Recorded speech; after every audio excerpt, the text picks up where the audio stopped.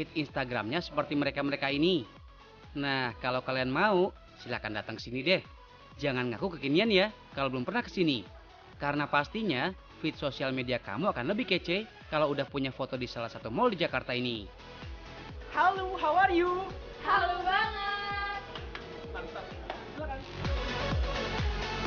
Dengan harga tiket masuk sebesar 90.000 satu weekday dan 110.000 satu weekend, kalian bisa ekspor dan foto-foto di 13 ruangan yang telah disediakan. Tentunya dengan tema yang berbeda-beda. Tempat ini disebut Halu World.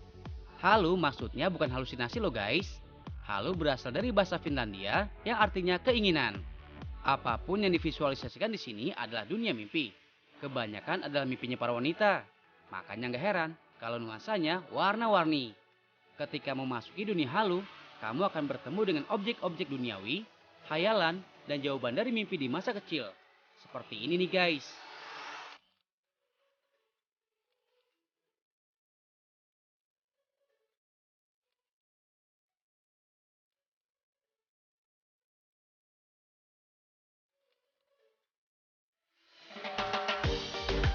Asik kan guys? Eits, tapi nggak bisa sembarangan foto-foto aja. Di beberapa ruangan, pengunjung hanya diberi waktu nggak lebih dari 1 menit. Ini untuk mengantisipasi antrian panjang setiap harinya. Kamu juga nggak boleh balik ke ruangan sebelumnya. Tapi tenang, selalu ada cara untuk dapat foto yang instagramable. Pertama, pakailah sepatu senyaman mungkin. Karena butuh waktu sekitar 1 jam untuk jalan keliling ruangan seluas 550 meter persegi ini. Kedua, jangan bawa barang terlalu banyak. Pastinya kegiatan foto-foto kamu akan terganggu kalau kebanyakan bawa gembolan kan? Nah, untuk memaksimalkan waktu yang diberikan di tiap ruangan, kamu bisa mempersiapkan gaya foto seperti apa yang mau kamu pakai di sini. Bisa juga bawa baju ganti yang simple, biar fotonya gak satu baju aja. Kalau perlu, bawa kamera yang ada lensa wide-nya ya guys. Karena ada beberapa ruangan yang gak terlalu luas. Jadi akan lebih mudah kalau pakai kamera yang lensanya wide. Terakhir, bawa teman, pasangan, atau saudara. Jangan sendirian aja, kurang seru guys. Dan yang pasti, kalau sendirian, nanti nggak ada yang fotoin. Makin penasaran kan? Buruan datengin aja. Sebelum Halu World ini nggak ada lagi. Karena durasinya hanya 3 bulan. Dari 15 Desember 2018 sampai 3 Maret 2019. Jadi waktu kamu tinggal beberapa minggu lagi untuk menjelajah 13 ruangan yang ada di sini. Tapi kenapa harus 13 ruangan ya guys? Biasanya angka 13 itu kan sering dihindari ya. Seperti film Friday the 13 gitu. Bener nggak ya? Namanya siapa? Helsa. Elsa. Dewi. Dewi. Deis. Deis. Rini. Rini. Rizky Ramadan, Rizky. Gilang Permana, Gilang. Sandi Aji, Sandi. Fatur Pojan Budiman. Oh, Fatur kayak penyanyi ya? Tahu nggak penyanyi Fatur? Tahu, Hah? tahu. Penyanyi yang mana? Yang burik bukan?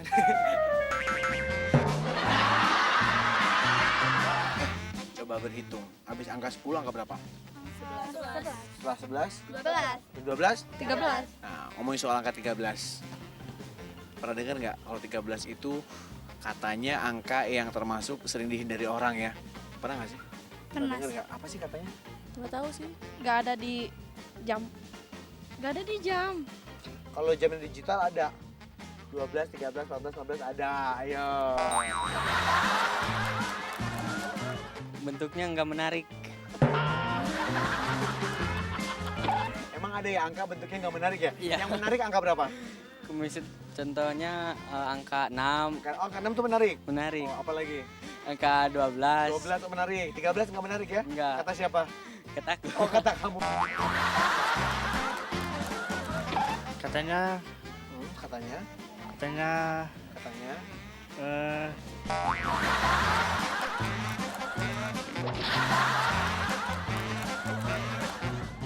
Jauh juga sih. Nggak tahu. Kurang tahu sih. Kurang tahu. Iya. Oke, kita ke sini. Nggak tahu. Mungkin itu dari turun menurun. Turun menurun. Jadi kayak semacam apa mitos Ya. atau fakta jangan-jangan? Ya bisa jadi. Hah? Bisa jadi yang mana? Ya angka 13, angka sial ya sama aja. Ya kenapa bisa ada kayak gitu? Gak tahu.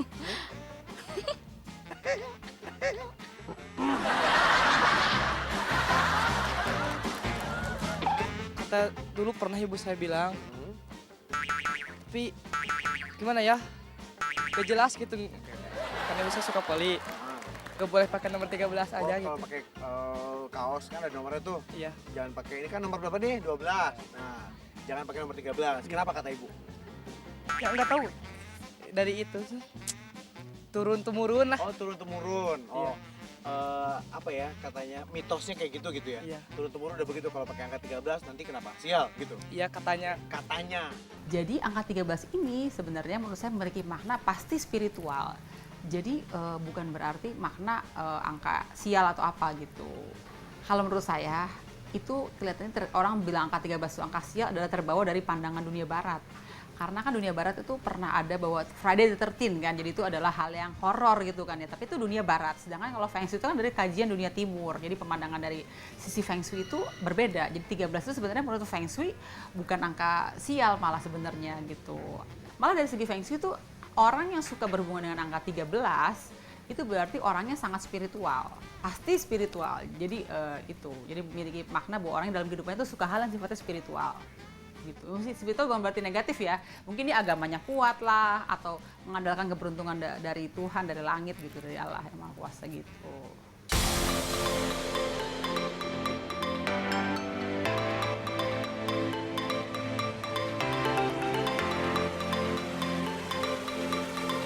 Buat kalian yang lagi stres karena kerjaan atau tugas yang nggak habis-habis.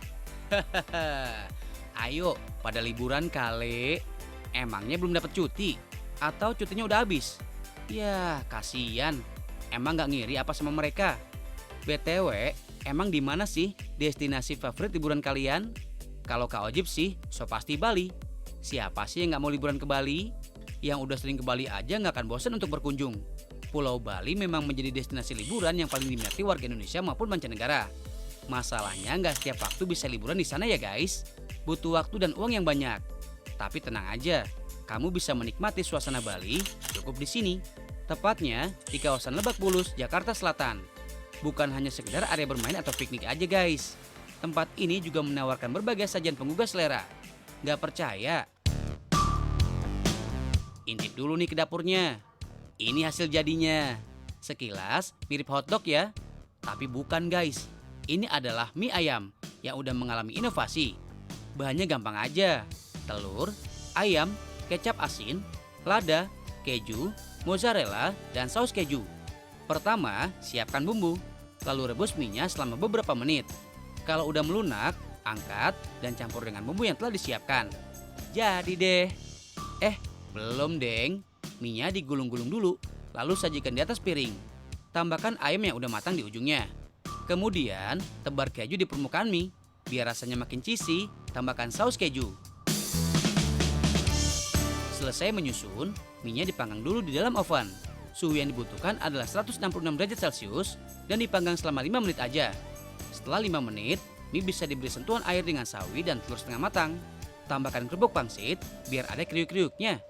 Eits, jangan lupa sambalnya ya.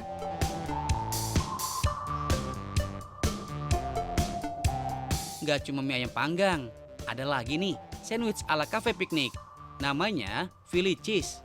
Bahannya juga sederhana, hanya perlu roti, potongan daging sapi, bawang bombay, saus keju, sawi, dan salad. Pertama, tumis dulu dagingnya. Tambahkan bawang bombay biar rasanya makin aduhai. Kalau udah matang, sate disusun di atas roti. Tambahkan saus kejunya. Sajikan dengan salad sayur dan keripik. Jadi deh, sesimpel itu kan guys. Sebelum dicicipin, bikin yang segar-segar dulu nih. Pakai cenil, kacang merah, kolang-kaling, pacat Cina, biji salak, selasi, dan ketan hitam. Diserut dulu es susunya, lalu ditambah sirup warna-warni. Udah kayak pelangi kan? Lengkap sudah hidangannya. Semua makanan di sini kamu bisa coba dengan range harga Rp10.000 hingga Rp60.000.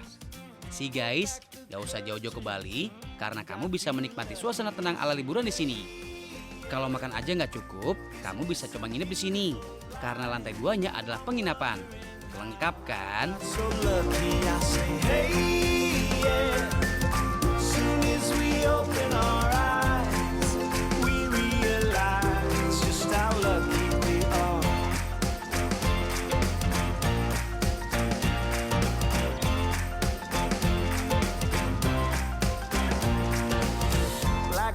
they feeling?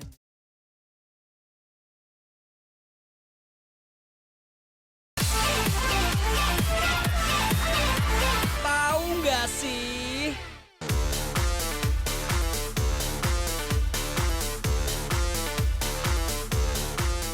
Sebentar lagi, ibu kota Jakarta akan punya suasana baru dalam bidang transportasi guys.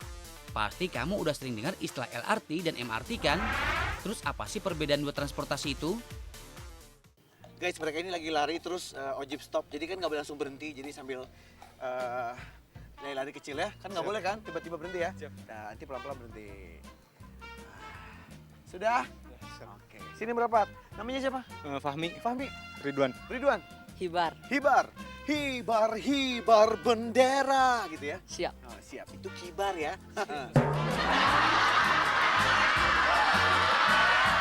Samsul. Samsul. Nijar. Nijar. Fizri. Fizri. Nijar. Nijar apa Nizar? Nizar. Nizar. Assalamualaikum. Siapa namanya coba? Hamidah, Hamidah. Devi, Devi. Fani, Fani. Rega. Rega. Assalamualaikum. Waalaikumsalam. Kang namanya siapa? Indra. Indra. Iya. Akang? Mas Reja. Reza. Iya. Kalian pernah dengar MRT? MRT. Lagi dibangunnya di Jakarta ya? Iya. MRT. Ada juga LRT. Iya. Nah, tahu nggak sih bedanya MRT sama LRT itu apa sih? Kalau MRT itu yang di bawah tanah sama yang di Coba. MRT mungkin yang di atas itu. Yang di kereta. atas. Kalau LRT LRT yang di bawah, kereta bawah tanah bukan. kereta bawah tanah. Oke. Bar, bedanya Berpendapat. MRT sama LRT apa? Sama aja Apa kayak coba dijelasin kalau MRT yang mana? Siapa tahu mereka salah. Siapa tahu jawaban kamu bener sendiri. MRT mah buat yang di atas tanah, kalau yang LRT mah di bawah tanah. Oh, LRT yang di bawah ya, kalau MRT yang di atas. Pernah dengar MRT? pernah. Nah, LRT pernah dengar nggak? LRT. Nah, saya mau nanya bedanya. Beda MRT sama LRT itu apa sih? Betul, beda M sama L-nya benar. Nah, bedanya apa? Bedanya Coba kalau MRT. monorail train. MRT monorail train. Train. Gitu. Apa? MRT Monorail train. train. Oh, berarti monorail train. Oke. Itu MRT ya? Setuju sama? Ya, setuju. Apa coba diulang? MRT monorail train. Oke, itu MRT. Kalau LRT L. Long range train. oh, long. Coba diulang. Long rail train. Oh, Long rail train. oh train. Oke. LRT. Long rail train. Oh. Jadi bedanya ya MR-nya monorail, kalau LR long rail. Berarti long itu panjang. Rail itu rel. Train kereta panjang ya. Bener apa enggak? Benar. Bener? Bener? Pasti salah. Kalian pernah dengar MRT nggak? Kan lagi dibangun tuh di Jakarta. MRT pernah dengar nggak? Serius? Serius. Salah satu programnya presiden kita kan Iya. membangun MRT. Salah satu alat transportasi. Nggak tahu? Enggak tahu. Nggak tahu?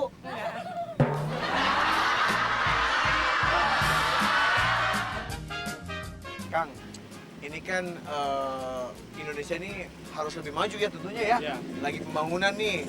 Ada namanya MRT. Pernah dengar? Iya, pernah. Saya mau nanya bedanya MRT sama LRT. Apa ya, Kang? MRT. Kalau MRT apa? Nggak tahu. Pak Jokowi lagi bikin kereta yang cepat kan? Ah, di Jakarta kan? Iya, di Jakarta. Ya, itu MRT. MRT. Kalau LRT, Kayaknya kalau LRT itu mungkin kereta lambat. kereta lambat. Oh, karena huruf L ya. Iya.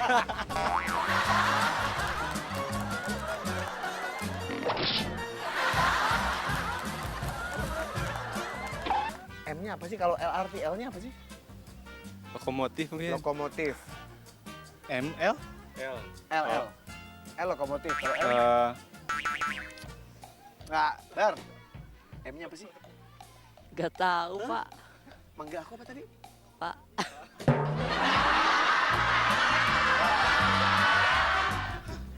Saya udah kayak bapak. Sedikit. Sedikit. Oke. Gua nggak bener anak muda zaman sekarang. LRT seperti kereta-kereta yang seperti dulu kala. Seperti dulu kala? Iya. Dulu kala tuh yang kayak gimana? Yang pakai kayu bakar.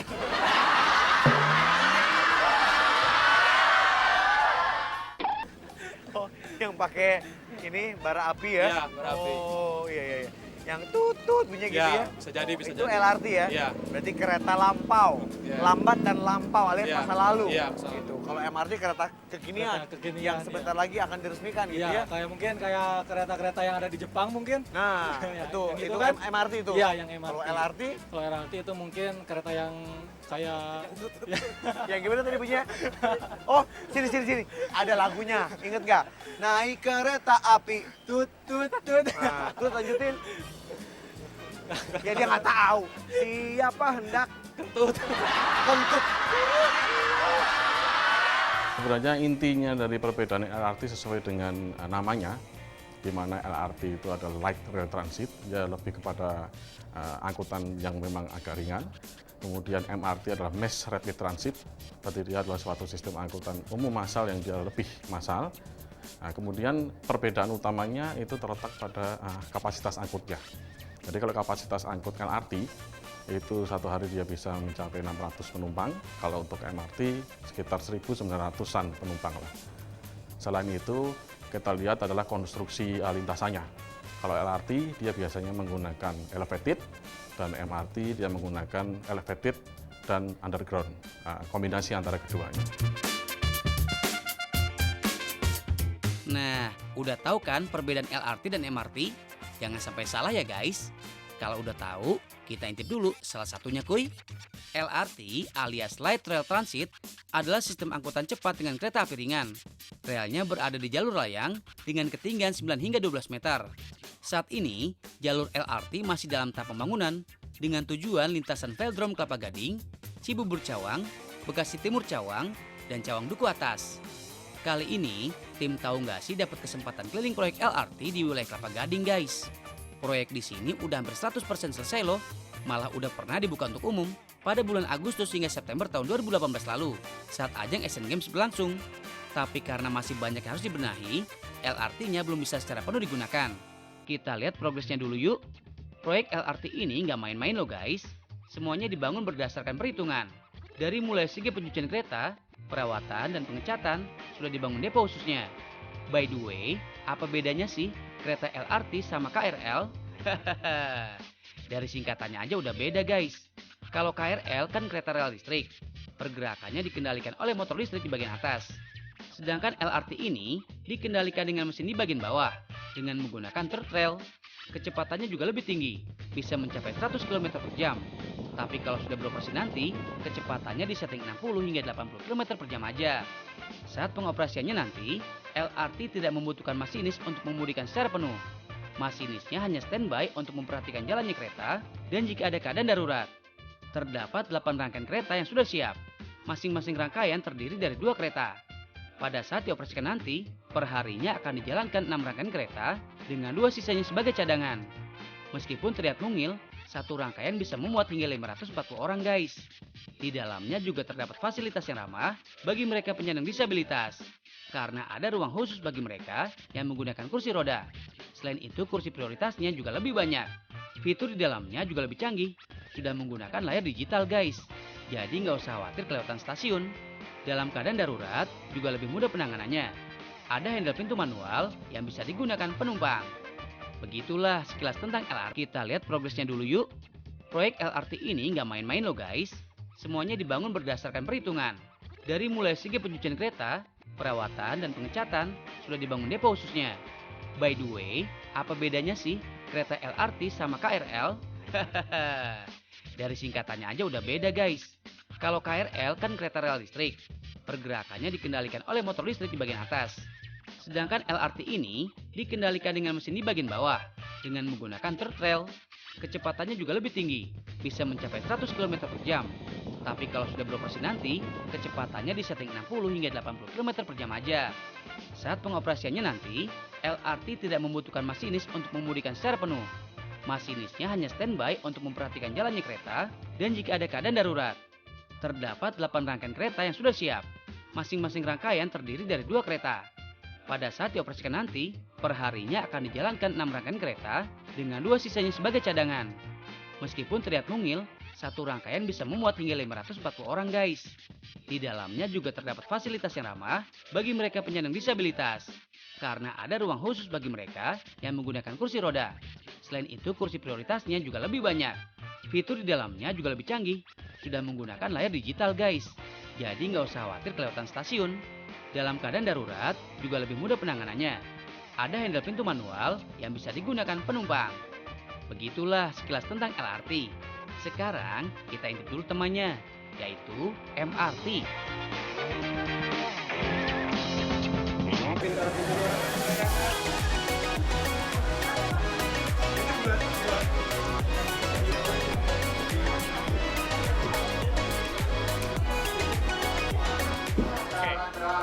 Ini sebentar lagi kita bakal jalan. Seru banget. Di kabin.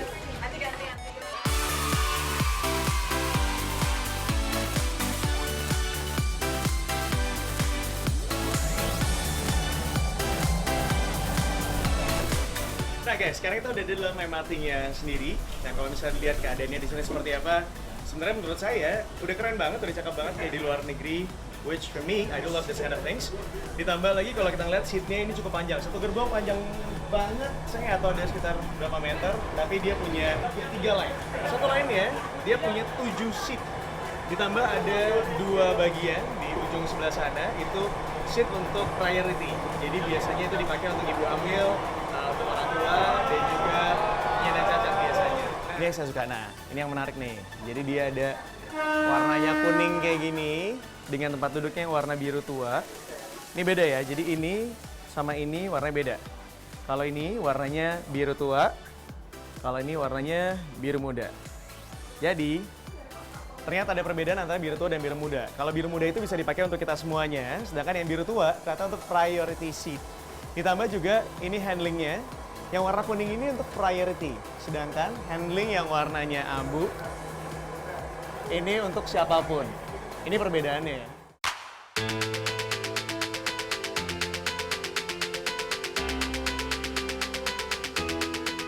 Nah sekarang kita mau langsung nyobain masuk ke ruang kemudinya atau kabinnya. Kayak gini nih. Lihat sana kabin. Ada bapaknya.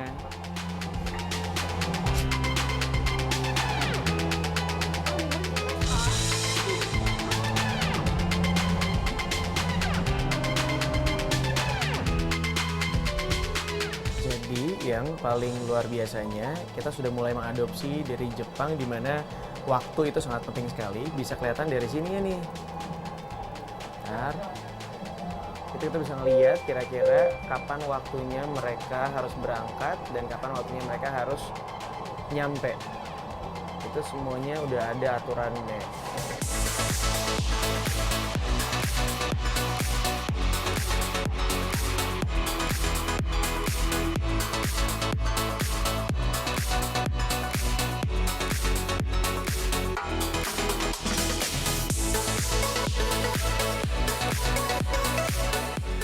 Sekarang kita udah sampai, jadi kita mau langsung keluar karena emang semuanya juga udah harus keluar. Pengennya sih di sini karena masih nyaman banget, tapi well, oke, yuk kita sekarang keluar.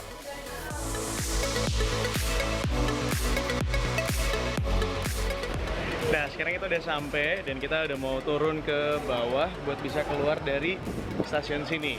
Cuman kalau overall tadi ngobrol-ngobrol sedikit tentang keadaan yang ada di sepanjang jalan tuh menyenangkan sekali. Gak kerasa, ternyata perjalanan dari Bundaran HI ke sini ya, ke Lebak Bulus itu makan waktu sekitar kurang lebih setengah jam. Dan kita udah ngelewatin 13 stasiun. Dan yang seru lagi tuh ternyata kan kita tadi dari bawah tanah, tapi nyampenya sekarang tuh ada di atas gitu.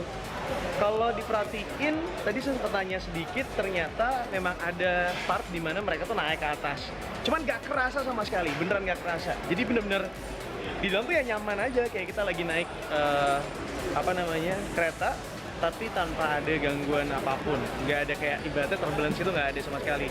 Dan kita udah berhenti di 13 stasiun. Again, nggak kerasa sama sekali. Gokil ya.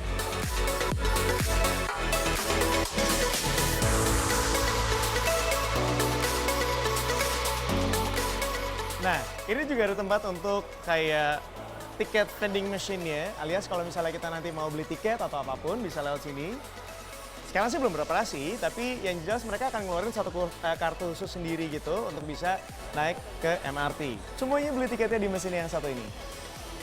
Mereka punya 3. Jadi ntar kalau misalnya udah mulai beroperasi, kita udah bisa nyobain. Ini adalah pintu masuknya. Jadi pintu masuknya pun dibagi ke dalam 2. Ada untuk kita dan juga kaum disabilitas.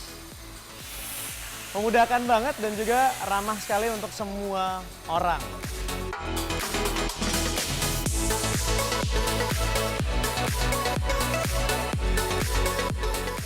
Nah, tadi saya tuh baru tahu kalau ternyata di stasiun Lebak Bulus ini adalah pusatnya dari MRT. Itu kenapa banyak banget kereta-kereta yang diparkir. Totalnya ada 16 kereta yang diparkir di sini, tapi yang beroperasi cuma 14, sedangkan 2-nya lagi itu untuk cadangan. Jadi kalau ada yang bermasalah atau ada apa-apa bisa langsung digantikan. Gitu. Kita juga bisa langsung pindah ke Transjakarta. Jadi bisa nyambung, terintegrasi. Seru banget gak sih? Ini supaya membangkitkan semangat kita semuanya untuk menggunakan transportasi umum. Jadi daripada ngeluh terus, Jakartanya macet, inu apa segala. Mendingan dimulai dari diri sendiri untuk bisa menggunakan transportasi umum dan mengurangi kemacetan di kota Jakarta.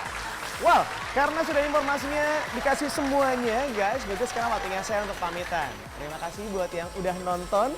Dan jangan lupa nontonin terus, tahu nggak sih? Biar makin tahu, makin banyak ilmu.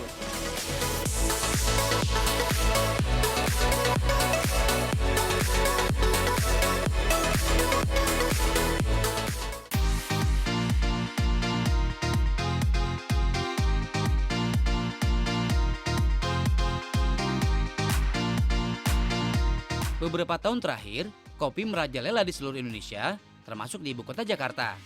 Selain banyak permunculan kedai kopi, kafe yang menyediakan berbagai sajian kopi juga beranak pinak.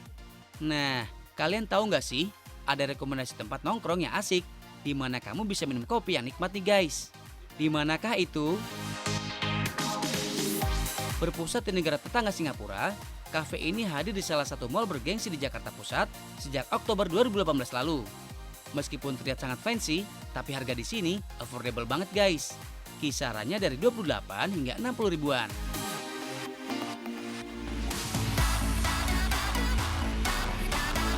Gak cuma kopi aja, ada juga camilan dan makanan utama. Kalau untuk kopinya, yang paling mantul adalah jadi cookie cup. Bikinnya begini guys. Pertama, bakar dulu marshmallow sampai berubah warna jadi kecoklatan.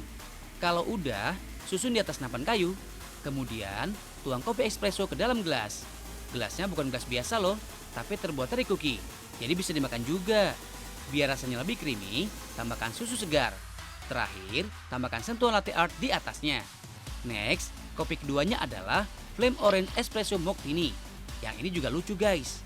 Gelasnya ditempelin gula merah dulu menggunakan pemerasan air jeruk nipis. Kalau udah, tambahkan hiasan jeruk kering di tepi gelas. Kemudian, tuang susu segar ke dalam gelasnya. Tambahkan sedikit gula biar manis. Dan yang paling penting, sentuhan double ristretto-nya. Ristretto adalah kopi yang serupa dengan espresso, dengan air yang lebih sedikit, tapi kadar kopinya lebih pekat. Namanya memang sedikit unik ya.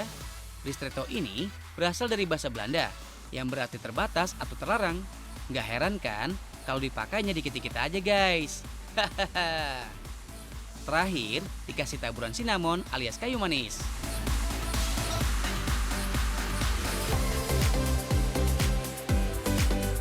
Gak cuma minuman hangat aja yang ada, minuman dinginnya juga bisa bikin tenggorokan naik turun nih. Ada strawberry elderflower. Minuman ini menggunakan sari stroberi sebagai dasarnya. Lalu, balok-balok kecil es batu. Kemudian, sari bunga elder. Kalian tahu nggak sih apa itu bunga elder? Kalau di Bali, lebih dikenal sebagai kembang girang. Bunga ini sedikit nggak terkenal seperti bunga lain. Asalnya dari tanaman perdu berbunga putih yang sering ditemukan di sawah, ladang, semak belukar, atau sejenisnya. Remeh tapi banyak khasiatnya loh. Bisa digunakan untuk mengatasi flu, demam, dan batuk. Lalu biar tambah segar, tambahkan sedikit soda. Terakhir, taburkan irisan buah stroberi di atasnya. Minuman sudah lengkap, saatnya untuk dihidangkan. Akan lebih nikmat sambil makan rendang konidok, short ribs mac and cheese, dan butter croissant khas sini. Duh, maaf ya guys, Kalau bikin kalian jadi ngiler,